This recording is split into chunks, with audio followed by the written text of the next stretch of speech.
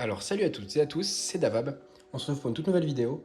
Alors je vous préviens tout de suite si vous entendez du bruit en fond, je suis dans mon salon pour pouvoir monter ce magnifique Lego et du coup il y a le son de la machine, enfin le lave-vaisselle qui peut faire du bruit, mais j'espère que ça vous gênera pas. Donc aujourd'hui on se retrouve pour une toute nouvelle vidéo donc pour la présentation du set 75-348, donc le chasseur mandalorien Fang avec évidemment le TIE Interceptor, c'est ce vaisseau qui va nous intéresser tout particulièrement, même si le chasseur Fang du Mandalorien, ça peut être très intéressant parce que pour le coup, vous savez que j'ai tous les vaisseaux mandaloriens, enfin il n'y en a que deux, hein, mais ça me permettrait d'avoir le dernier, donc celui-là. Évidemment, c'est pas les mêmes types de véhicules, mais c'est des vaisseaux du clan mandalorien et ça me permettrait de finir tous mes sets mandaloriens. C'est le seul qui me manque à l'heure actuelle. Donc, ce set, alors vous voyez que la boîte est mastoc, hein, je sais pas si vous pouvez voir par rapport avec ma main, et j'ai des grandes mains. Donc, vous pouvez voir ce set. Il y a 4 figurines dans la boîte. On retrouve le mandalorien, encore et toujours le mandalorien. Malheureusement, c'est pas. Enfin, si, voilà, coup de chance, c'est le nouveau casque. Alors, on verra le mieux sur la figurine. Mais il est magnifique ce casque, il a été refait pour avoir la collerette en haut. Il y a le nouveau Darksaber, donc ce Mandalorien vaut le coup. Petit souci, je comptais aussi m'acheter le tank araignée avec Bo-Katan pour la nouvelle tenue de Bo-Katan. Mais du coup, je pense que je vais pas la prendre puisque là, il y a le nouveau Mandalorien qui est là-dedans, donc ça me ferait trop de fois le Mandalorien pour une boîte à 40 €. Franchement, ça vaut pas le coup. Il y a aussi le Mandalorian Fleet Commander, donc là je suis très content parce que encore un Deathwatch, ça m'avait manqué. Mais voilà, on a un petit Deathwatch juste ici. Bon, c'est le Deathwatch de la série The Mandalorian, mais c'est quand même un Deathwatch, donc ça me permettrait de l'avoir. En plus, on le voit dans la série, donc on le voit mieux ici, avec son visage apparent. On a également le pilote du TIE et un petit droïde de type R2, donc R2E6 Impérial. Ça fait longtemps qu'on n'a pas eu un R2 Impérial, un vrai R2, donc pas avec la tête conique, mais avec la tête vraiment ronde. Donc c'est vraiment sympa. Évidemment, il n'y aura pas de place dans le TIE, hein, il n'y a que 2 pilotes pour les 2 véhicules, enfin un pour chaque. Donc voilà. Alors, sur la boîte, donc c'est une assez grande boîte, hein, c'est les fameuses nouvelles types de boîtes en 2 sets, donc en 2 vaisseaux. On aura une autre version de ces boîtes-là pour le set de la série Ahsoka, avec le chasseur intercepteur de la nouvelle méchante, ainsi que un vaisseau de la résistance, un E-Wing. De toute façon, ça s'affichera à l'écran. Et là, du coup, vous avez le set. Donc, on peut voir hein, que c'est une petite configuration. On peut voir les différents vaisseaux avec les différentes techniques. On peut voir ici que on a le fameux Fleet Commander, les petites actions, les stud shooters. Bon, ils n'ont pas l'air très bien dissimulés. C'est un peu dommage. Voilà, j'espère juste que le TIE Interceptor ne sera pas trop petit parce que c'est un peu le problème du TIE Bomber. Enfin, le TIE Bomber encore ça va, mais surtout le TIE Fighter. En fait, ils essaient de se baser sur cette nouvelle gamme. Donc, TIE Fighter, TIE Bomber et TIE Interceptor. Les trois ont la même base. Mais le problème, c'est que le TIE de base, il est ridiculement petit. Donc, ça ne nous va pas du tout. Il n'est pas du tout à la bonne échelle. Les anciens TIE étaient à la bonne échelle. Celui-là, il ne l'est pas. Du coup, le problème, c'est que s'il commence à faire une gamme entière à propos de cette échelle-là qui n'est pas bonne de base, ça risque de tout niquer. Encore le TIE Bomber, il passe bien. Faudrait que le TIE Interceptor soit quand même balèze, hein, parce qu'il est censé être quasiment aussi grand qu'un TIE Fighter en termes de hauteur. Là, ça sera évidemment pas le cas, mais j'espère que ça fera au moins ce rapport d'échelle. On verra bien. Mais si la tête de la figurine elle arrive là-haut, ça va être problématique. Bon, on va attaquer tout de suite l'ouverture de ce set. Comme d'habitude, je vais vous le faire en accéléré. Normalement, vous avez le timecode qui va s'afficher à l'écran. Passez ce timecode-là. Je vais essayer de mettre le chapitrage comme les vidéos un peu professionnelles. Si j'arrive pas, tant pis, hein, mais je vais essayer de vous le mettre sur toutes mes vidéos anciennes pour que vous puissiez avancer, présentation, construction, présentation des figurines finales. Voilà, donc c'est une vidéo classique, hein, donc présentation du set comme vous avez pu voir, montage du Lego et enfin présentation finale avec toutes les figurines en gros plan et compagnie. Donc on va attaquer tout de suite l'ouverture ainsi que la construction du set.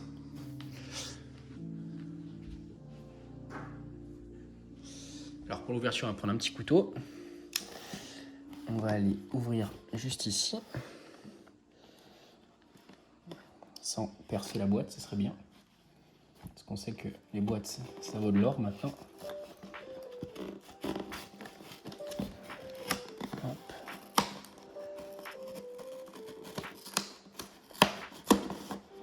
Voilà. Hop. Et on va essayer de tirer ça sans abîmer.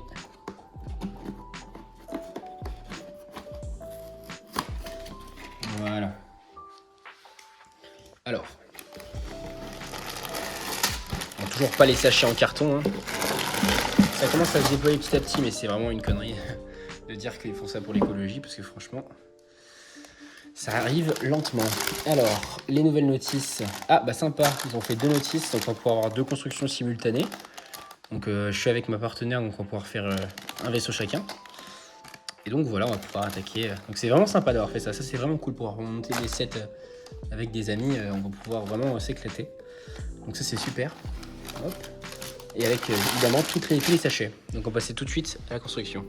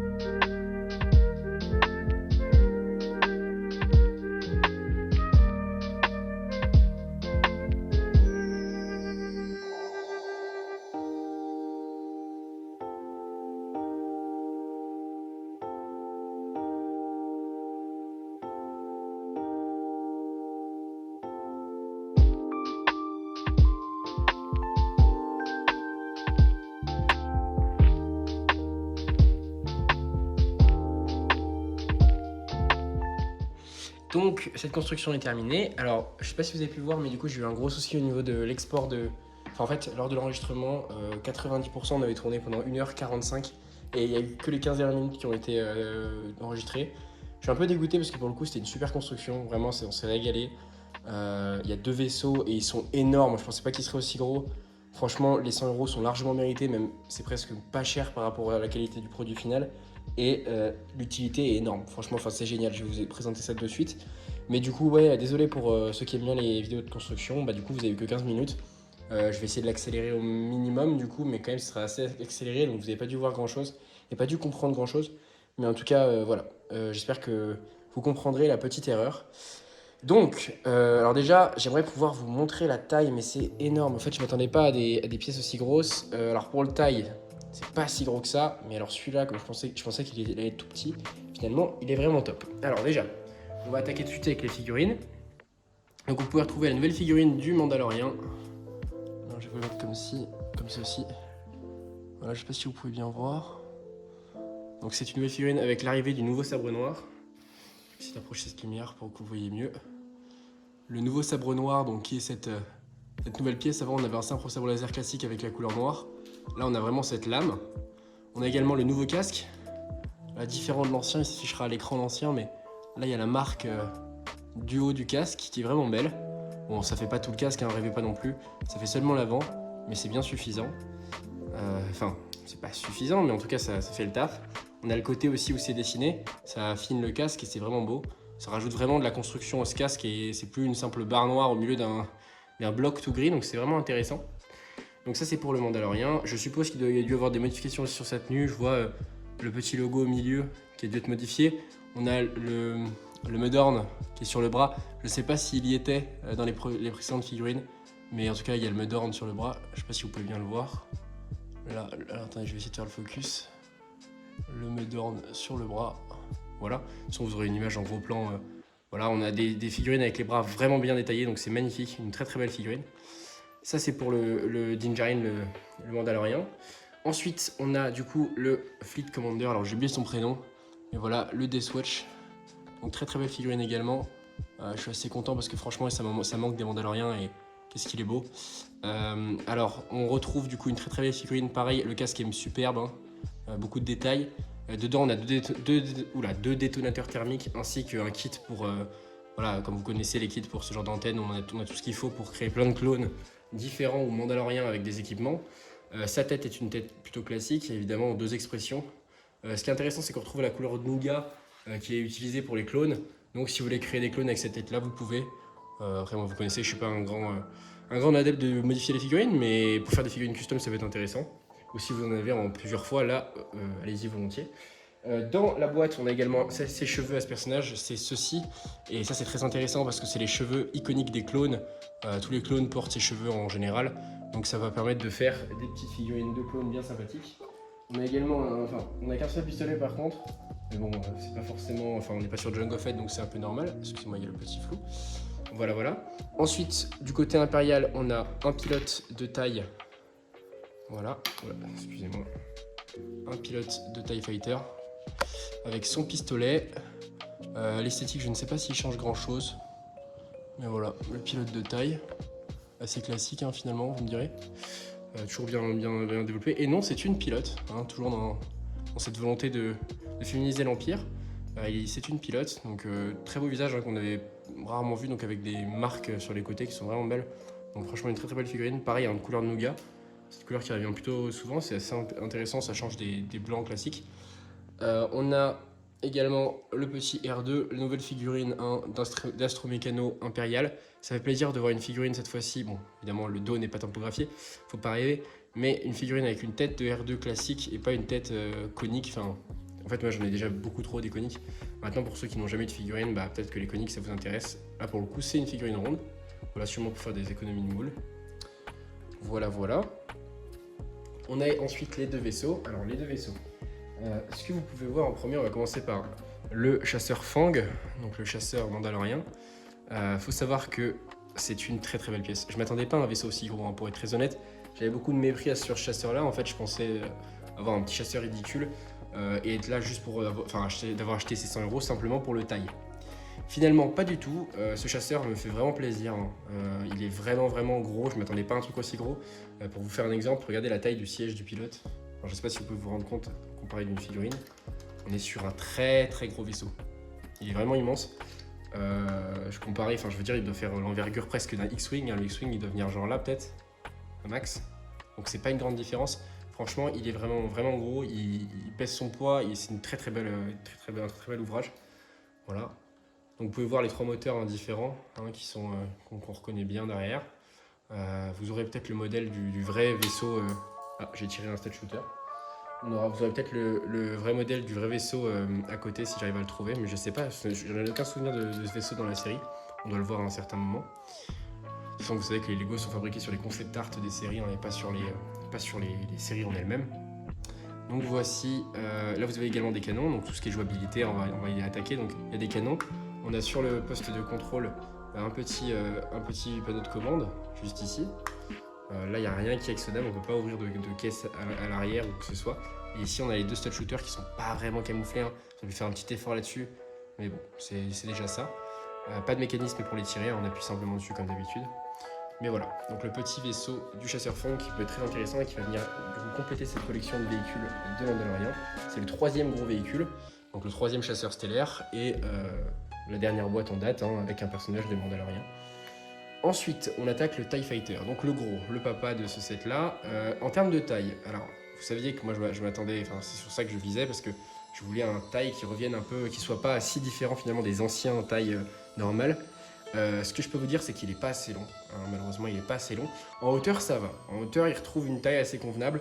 Il manquerait quelques centimètres, mais il se trouve une taille assez convenable. Je pense que là, si on pouvait avoir une barre de 8 au lieu d'une barre de 6, ça serait intéressant. Mais bon, ça se joue à quelques tenons près.